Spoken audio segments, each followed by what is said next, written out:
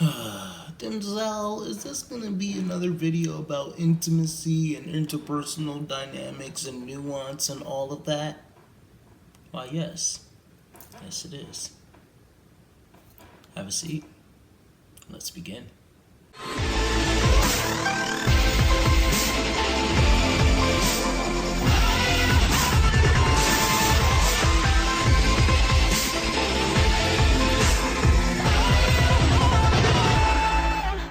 Alright, what's up everyone? If you don't know me, my name is Denzel Mensa. I'm an ENFJ, personal development and life/relationship coach, 911. And today, what I want to talk about, per usual, is relationships. And I have a strong belief that people in our society do not understand the nuances and the depth behind different interpersonal dynamics. I've talked about this before in my video on the Greek words for love, where pretty much the Greeks, they have like 8 different words to describe 8 different forms of love, whereas in the English language, as far as I know at least, we only have one. And then I also talk about this in, many other videos, such as like I did a video with my friend Chelsea Marie on pretty much how to tell the difference between a platonic and a romantic relationship, so things like that. And so, yeah, I've brought up a lot of different things, as well as how to even address and to invest in different types of interpersonal dynamics. But one of my favorite things to talk about is actually exploring the depths that interpersonal dynamics can have. And this is aside from romantic relationships, because I believe that most people that I run into have this idea, this notion that a certain level of intimacy can only be found in a romantic dynamic. And I feel like that kind of belief is actually pretty toxic in our society right now. And I usually don't really use that word. But I do believe that this is actually a belief that, a lot of people, it's causing a lot of harm. And I noticed this a lot in my relationship coaching with other people as well. And so I wanted to spend some time to give some good examples behind that, and see if, if you guys could probably resonate with it. So first and foremost, a lot of people tend to get into a friendship or a relationship with someone, and then the moment that they start to experience a certain level of intimacy, a certain level of depth, then if it's of somebody of the opposite gender or somebody of the gender that they are attracted to, then they start to question within themselves whether or not it's a romantic or a platonic relationship anymore. Or if it's something that should now be progressed to a romantic relationship.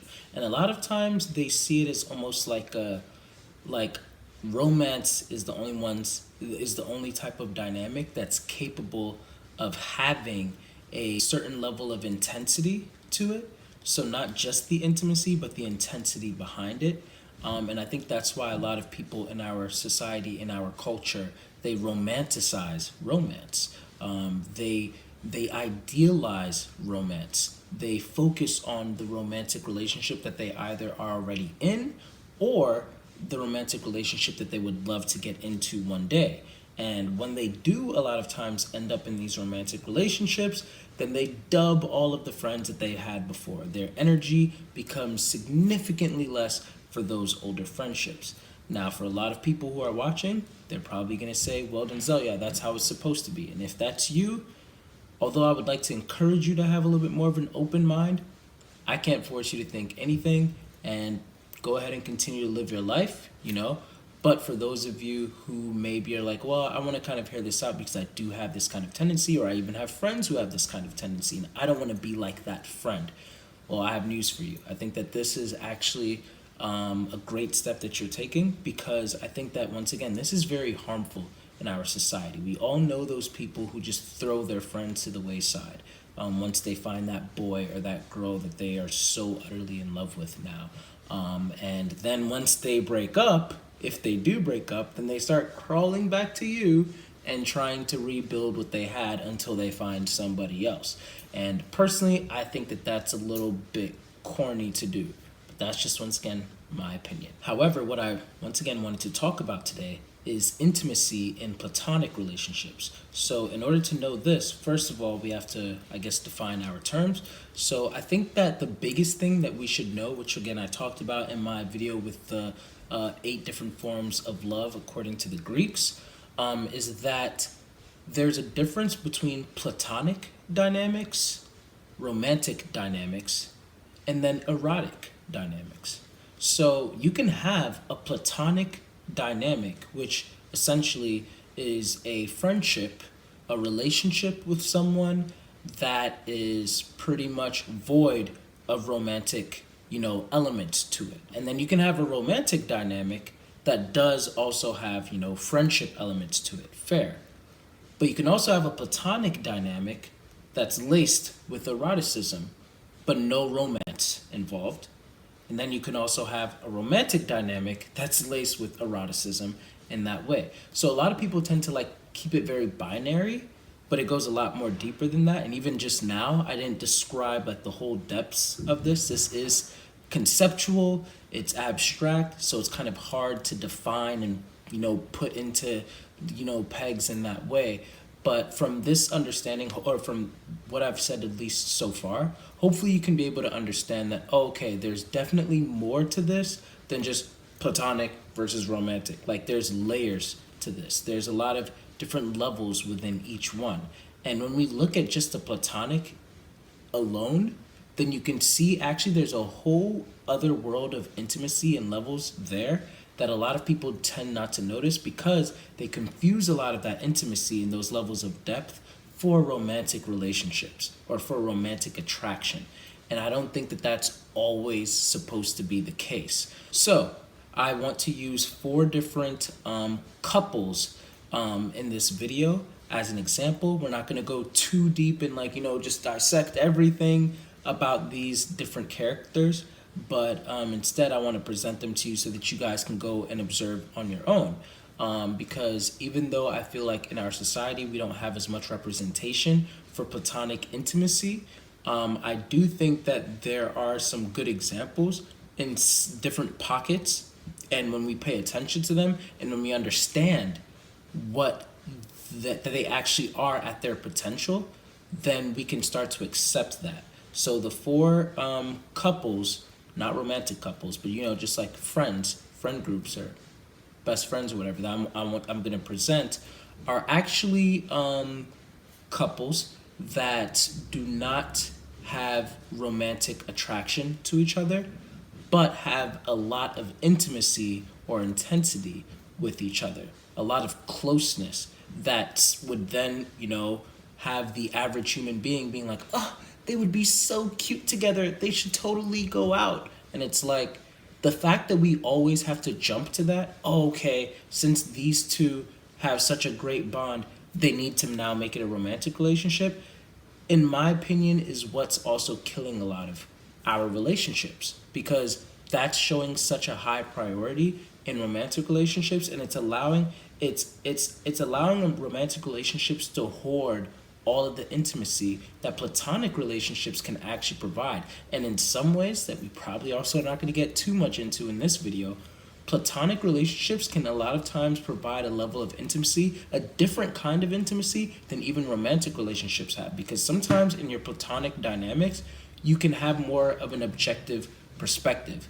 Like, how many of us have had a romantic partner, but then we can't talk to our romantic partner about something that's bothering us or whatever because it directly affects that relationship, or it directly affects how they might think of us or whatever. There's higher stakes involved. So we go to our best friend who knows all of our deepest, darkest secrets and all of, whatever, and they still accept us for who we are.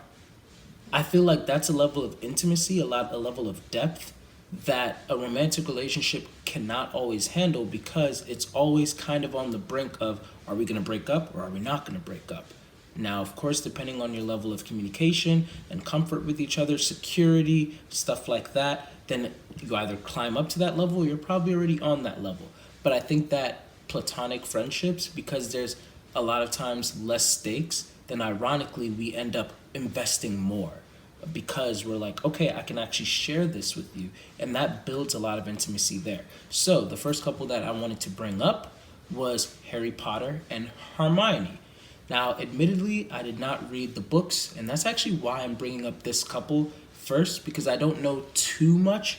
But from at least watching the movies, you can see that Harry and Hermione, they're very close friends. You know, they really care for each other, they really love each other, and they really connect with each other.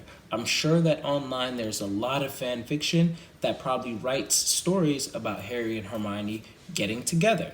But in actuality, from at least watching the movies, I think that even though maybe Hermione and Ron, in my opinion, maybe they weren't the best couple or anything, I still think that Harry and Hermione were way better as friends, as best close friends, as intimate friends. And it's not thus not a dynamic that should have been pushed or should be pushed to now become romantic in nature, if that makes sense. In the same vein, another example could be Nick Wilde and Judy Hopps from the movie Zootopia. Once again, you know, they become like, you know, they go from enemies to frenemies in a way to kind of like best friends by the end. And I think that there could also be people, once again, who are like, man, they should end up together. But I love how already the movie is genius. And I love how, to add on to that genius, they just showed the dynamic as what it was. There was, as far as I could tell, no romantic elements to their dynamic. Of course, I did not see any erotic elements either, but most importantly for this video, there was no romantic elements, yet they still showed a certain level of intimacy. And I think that that's, once again, something that could lead people to think like, oh my gosh, I have feelings for this person, or oh, they have feelings for each other, they should totally go out. And it's like, no, that's not always the case. Let's take some more time to introspect and actually think through like, okay, is this actually a dynamic that should be progressed to a romantic dynamic, which, by the way, has a lot more factors involved and has a lot more, you know, things that you have to consider than a regular platonic dynamic. But then also on top of that, like, is that gonna ruin what we actually have right now, which is more pure? You know, one of my favorite examples that I just absolutely love is Bridge to Terabithia. Now, for those of you who know me, who are very close to me, you guys know that Bridge to Terabithia is literally probably the most, or one of the most, at least one of the top 3 most meaningful and impactful movies in my life. As corny as it may sound, it was the first movie to make me cry, because I was not expecting whatever happened in there. Don't want to spoil it for those of you who, for whatever reason, might have not seen it, but I believe that Leslie and Jess were another great example of an amazing platonic dynamic with intimacy involved. However, Leslie and Jess, they did not have a romantic dynamic or romantic elements involved, and neither did they have erotic elements. I think that some people could look at it, at their dynamic, and maybe assume that, oh, there's something like underneath the surface or whatever that was like brewing. But from as far as I could tell, I really just saw that as almost peak intimacy in a platonic dynamic. In fact, if, you know, there were to have been, hypothetically, of course, a sequel where, you know, Jess and Leslie like grew older and everything like that, I could actually see them being the types to, you know, be dating other people, but then they're still like really close, and maybe because they might have friends who don't understand these interpersonal nuances, then who knows? Jess's new girlfriend might be jealous of Leslie because of how close Jess and Leslie are, and she could find that to be a threat. Not understanding that they actually have a level of intimacy that goes beyond romantic, and it's just different. It's still just as intense as a romantic relationship, but it's not a romantic type of attraction to each other. It's actually a platonic intimacy that pulls them together. And I feel like, once again, that's a great example of characters that if you watched, then you would be able to, you know, understand the dynamic behind it and everything, to be able to be like, okay, no, actually, when I try to approach it from this level, I can see where that is. And, you know, funny enough, that kind of brings us to our last couple that I wanted to address or talk about, which is Tori Vega and Andre, don't know his last name, from the show Victorious. Now, I think that their dynamic is also pretty much peak Platonic intimacy. When you observe their dynamic, if I might recommend 2 episodes to check out, the episode Jade Gets Crushed, as well as the Diddly Bops. If you don't even know anything about Victorious, but you watch at least those 2 episodes, I think that you'd be able to now understand much better what I'm talking about when it comes to platonic intimacy versus like romantic intimacy. I know that once again, as what happens with a lot of platonically intimate couples, you'll see a lot of people online saying like, "Oh, these two need to be together. Like, well, these two should get together." Whatever. But Andre and Tori were not like Chase and Zoe from Zoe 101. That was a romantic dynamic that was like, no, this is not just platonic intimacy. You guys actually like each other romantically. There's a romantic attraction here that, if anything, you're trying to masquerade it into a platonic type of intimacy, but it's like, no, you guys have a thing for each other. You're drawn to each other in a romantic way. And that's okay. There's nothing wrong with that. But know the difference. And that takes self-introspection. That takes understanding your dynamics with different people and observing and psychoanalyzing them to be able to know yourself, so that even when other people are telling you, like, bro, don't even front, like, you like that girl or whatever, you can tell them, no, I don't. I know when I like someone. Maybe you can't understand and comprehend that, because if you were in my position, then you would feel like that. But I know myself. I've done the work, and I know how I feel about who and when I don't feel a certain way about someone. And I think that if more people started taking on this practice, I could really see this becoming a game changer, even between guys who are so afraid to have a platonic intimacy with each other because, oh, no, that's gay, or whatever. Like, it's childish, it's corny, immature. Like, bro, hug him. Like, it's all right. Tell your mans that you love him. Like, it's okay. Like, if he's seriously questioning your sexuality over stuff like that, that's maybe you should reconsider who your friends are to begin with. But yeah, so all that to say, I just wanted to hop on today to give you guys a little bit of a taste of these 4 different couples, for lack of better terms, so that you can have a good idea and a good understanding, a good ability to be able to gauge, like, okay, this is actually what romantic intimacy looks like versus platonic intimacy. What even is platonic intimacy? What are some examples I can look at? If you have other examples that you would like to, present, please go ahead and, put them in the comments below. I would love to, check them out. And I would really love this to kind of pierce society and broaden their binary views of how we connect with each other, because I feel like that's really gonna continue to bring a lot of nuance and color to the ways that we connect with each other. And if we're able to do that successfully, then we can have so much more richer perspectives, so much more richer relationships, and with richer relationships, then we'll have just richer ways of connecting to the world in general, and our society, like everything just moving more fluidly and more seamlessly, a lot less insecurities in the world, a lot less jealousy and, trying to be territorial of other people in a way that's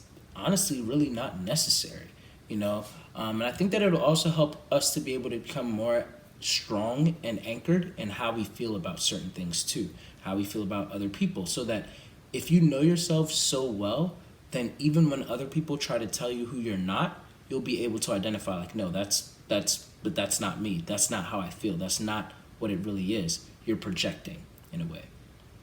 So yeah, that's what I have for y'all today. Leave questions, comments, thoughts, whatever. I would love to hear them.